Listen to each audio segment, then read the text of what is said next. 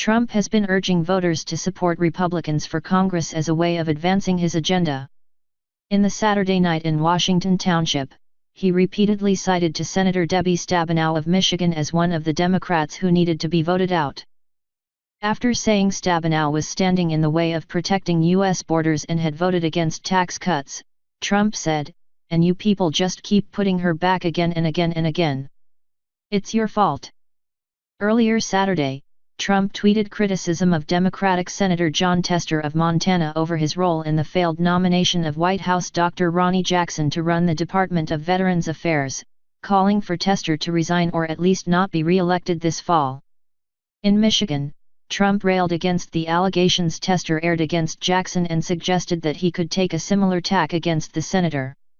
"I know things about Tester that I could say, too.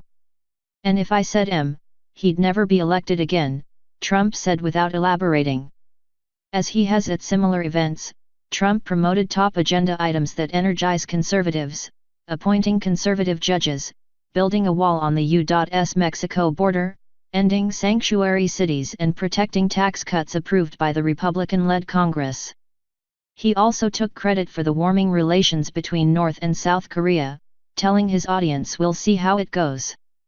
"Great evening last night," the president tweeted early Sunday. "The enthusiasm, knowledge, and love in that room was unreal. To the many thousands of people who couldn't get in, I cherish you. And we'll be back." Trump chose a friendly venue for his rally, which not coincidentally came the same night as the annual White House Correspondents' Dinner. He skipped the dinner last year. While Washington, Michigan, was a big success, Washington, D.C., just didn't work. Everyone is talking about the fact that the White House Correspondents' Dinner was a very big, boring bust. The so-called comedian really bombed, Trump asserted on Twitter. That barb was directed at Michelle Wolf, who provided the after-dinner entertainment for the White House press corps and their guests, and whose performance was surprisingly racy. After one crass joke drew groans from the audience, Wolf laughed and said, "Yeah, shoulda done more research before you got me to do this."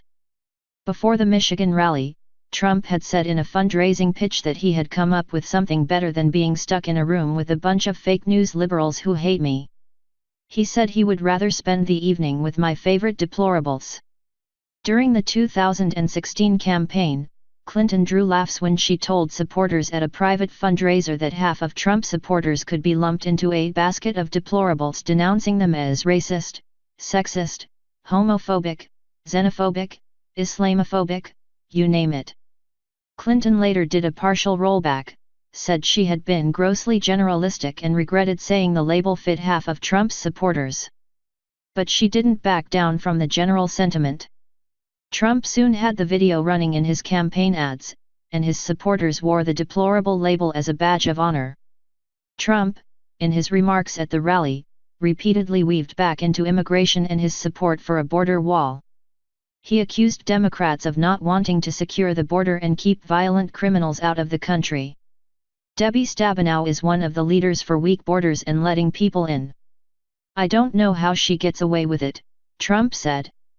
"A vote for a Democrat in November is a vote for open borders and crime. It's very simple.